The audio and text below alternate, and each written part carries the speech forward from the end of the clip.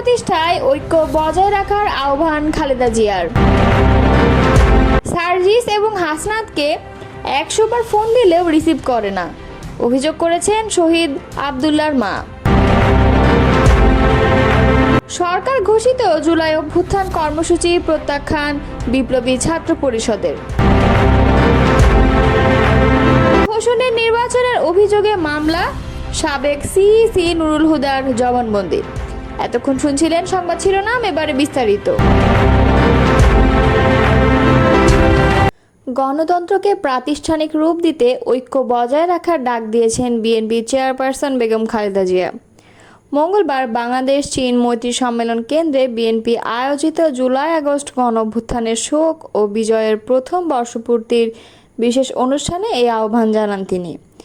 গুলশানের বাসা ফিরোজা থেকে ভার্চুয়ালি যুক্ত হয়ে দেওয়া বক্তৃতায় তিনি গুম, খুন ও বিচার বহির্ভূত হত্যাকাণ্ডের শিকার ব্যক্তিদের তালিকা তৈরি ও রাষ্ট্রীয় স্বীকৃতি দেওয়ার তাগিদ দেন।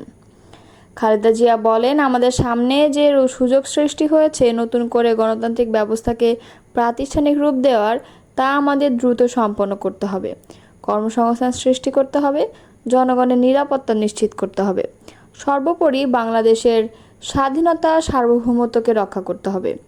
যে কোনো মূল্যে বীরের এই রক্তস্রোত, মায়ের অশ্রুধারা যেন বৃথা না যায় তা নিশ্চিত করতে হবে। ঐক্য বজায় রাখতে হবে। আসুন আমরা সবাই মিলে শহীদ জিয়ার স্বপ্নকে বাস্তবায়িত করি কোটি মানুষের নতুন বাংলাদেশের নির্মাণের স্বপ্নকে। সংক্ষিপ্ত বক্তব্যের শুরুতে তিনি বলেন, রক্তস্নাত জুলাই আগস্ট 1 বছর পর আমাদের মাঝে ফিরে এসেছে। দীর্ঘ 16 বছর ফ্যাসিস্টদের নির্মম অত্যাচার, নির্যাতন, গ্রেপ্তার, হত্যা ও খুনের মাধ্যমে গণতন্ত্রকে ধ্বংস করে এবং একদলীয় শাসন ব্যবস্থা চিরস্থায়ী করতে চেয়েছিল আওয়ামী শাসক গোষ্ঠী। ছাত্র জনতার সম্মিলিত অভ্যুত্থানের মধ্য দিয়ে ফ্যাসিবাদের পতন ঘটেছে, সুযোগ সৃষ্টি হয়েছে নতুন করে বাংলাদেশকে গড়ার। গুম, খুন, বিচার বহির্ভূত হত্যার শিকার ব্যক্তিদের তালিকা করার প্রতি জোর দিয়ে বিএনপি চেয়ারপারসন বলেন, গুম, খুন, বিচার বহির্ভূত হত্যার শিকার যারা হয়েছেন তাদের তালিকা প্রস্তুত করতে হবে, দ্রুত বিচারের ব্যবস্থা করতে হবে এবং রাষ্ট্রীয় স্বীকৃতি নিশ্চিত করতে হবে। প্রতিটি পরিবারের সম্মান এবং তাদের পুনর্বাসন এবং তাদের নিরাপদ ভবিষ্যৎ নিশ্চিত করতে হবে। জাতীয় নাগরিক পার্টির মুখ্য সংগঠক সার্জিস আলম ও হাসনাত আব্দুল্লাহর 100 বার ফোন দিলেও তারা রিসিভ করেন না বলে অভিযোগ করেছেন আন্দোলনের শহীদ আব্দুল্লাহ বিন জাহিদের মা ফাতেমাতুজ জোহরা। মঙ্গলবার বিকালে রাজধানীর চীন মৈত্রী সম্মেলন কেন্দ্রে বিএনপি আয়োজিত গণঅভ্যুত্থান 2024 জাতীয় ঐক্য ও গণতান্ত্রিক অভিযাত্রা শীর্ষক আলোচনা সভায় বক্তব্য দেওয়ার সময় কান্নাজড়িত তিনি এসব কথা বলেন। অভিযোগ করে তিনি বলেন, এই উপদেষ্টা ও অন্তর্বর্তী সরকার আজ পর্যন্ত আমাদের খোঁজ নিতে পারে নাই। আমার ছেলের রক্তের বিনিময়ে ক্ষমতা পেলেও তারা একবারও আমাদের খোঁজ নেওয়ার প্রয়োজনও বোধ করেনি।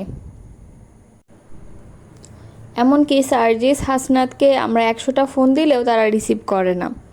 জুলাই অভ্যুত্থানে শেখ হাসিনা সরকারের পতনের পর 5 আগস্ট সন্ধ্যায় বিমানবন্দর এলাকায় গুলিবিদ্ধ হয়ে মারা যায় আব্দুল্লাহ বিন জাহিদের মা বলেন, আমার 2 ছেলে।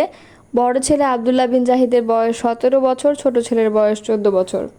আমার বড় ছেলে মারা যাওয়ার 14 দিনের মাথায় আমার ছোট ছেলের ক্যান্সার ধরা পড়ে। সে বর্তমানে হাসপাতালে চিকিৎসাধীন। মে মাসের 18 তারিখে আমার স্বামী ব্রেন স্ট্রোক করে মারা যায়। আমরা বিএনপি পরিবার থেকে আমার ছোট ছেলে খোঁজখবর নেয় এবং তার চিকিৎসার খরচ গ্রহণ করে। আগামী শুক্রবার ছোট ছেলের আরেকটি অপারেশন হবে। আমার শেষ অবলম্বনটুকু যেন আমার কাছে থাকে, এই জন্য সবাই তার জন্য দোয়া করবেন। এ সময় তিনি আরও বলেন, আমরা বিএনপি পরিবার আজ আমাদের সঙ্গে না থাকলে আমাদের আজ রাস্তায় নামতে হতো। আমার ছোট ছেলেও আজ দুনিয়াতে থাকতো না। অনুষ্ঠানে ভার্চুয়ালি যুক্ত হন বিএনপির ভারপ্রাপ্ত চেয়ারম্যান তারেক রহমান। এতে প্রধান অতিথি হিসেবে ভার্চুয়ালি যুক্ত হয়ে বক্তব্য রাখেন দলের চেয়ারপারসন ও সাবেক প্রধানমন্ত্রী খালেদা জিয়া। বিএনপি সিনিয়র যুগ্ম মহাসচিব রুহুল কবির রিজভীর সভাপতিত্বে অনুষ্ঠানে আরও উপস্থিত ছিলেন বিএনপির মহাসচিব মির্জা ফখরুল ইসলাম আলমগীর এবং স্থায়ী কমিটির সদস্য মেজা আব্বাস।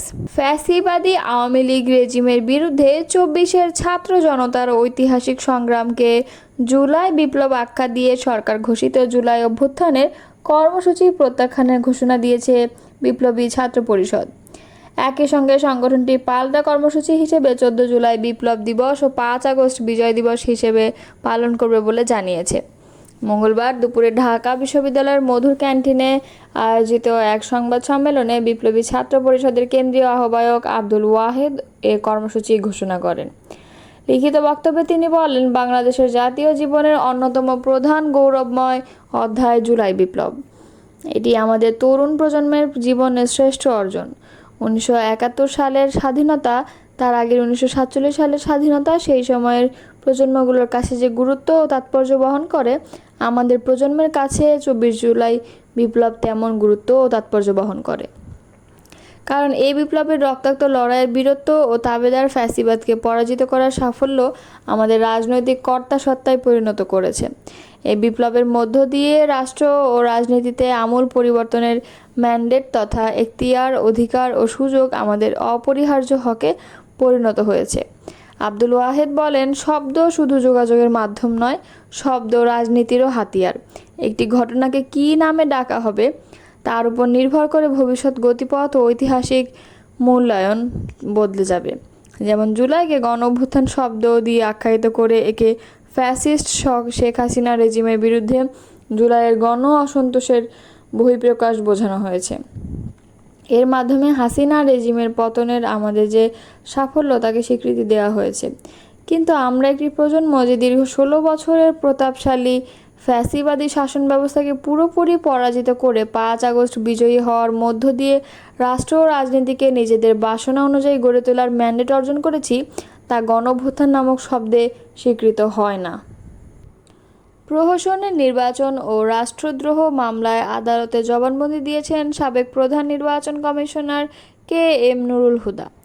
মঙ্গলবার বিকেলে ঢাকার অতিরিক্ত মেট্রোপলিটন ম্যাজিস্ট্রেট মোহাম্মদ জিয়াদুর রহমানের আদালতে এ স্বীকারোক্তি দেন। দশম, একাদশ ও দ্বাদশ জাতীয় সংসদ নির্বাচনকে প্রহসনে নির্বাচন করার অভিযোগে সাবেক 3 সিইসি সহ 24 জনের নামে উল্লেখ করে গত 22 জুন রাজধানীর শেরেবাংলা নগর থানায় মামলা করেন বিএনপির নির্বাহী কমিটির সদস্য সালাউদ্দিন খান। এই মামলার অন্য আসামিদের মধ্যে আছেন জুলাই গণঅভ্যুত্থানের ক্ষমতাচ্যুত আওয়ামী লীগ সরকারের প্রধানমন্ত্রী শেখ হাসিনা, সাবেক স্বরাষ্ট্রমন্ত্রী আসাদুজ্জামান খান, সাবেক আইজিপি হাসান মাহমুদ খন্দকার, জাবেদ পাটোয়ারি, KM শহীদুল হক প্রমুখ। মামলাটি দায়ের করার পরই এদিন রাতে গ্রেফতার হন সাবেক সিইসি KM নুরুল হুদা। এদিন স্থানীয় জনগণ তাকে ধরে পুলিশের কাছে সোপর্দ করে। পরে 2 দফায় মোট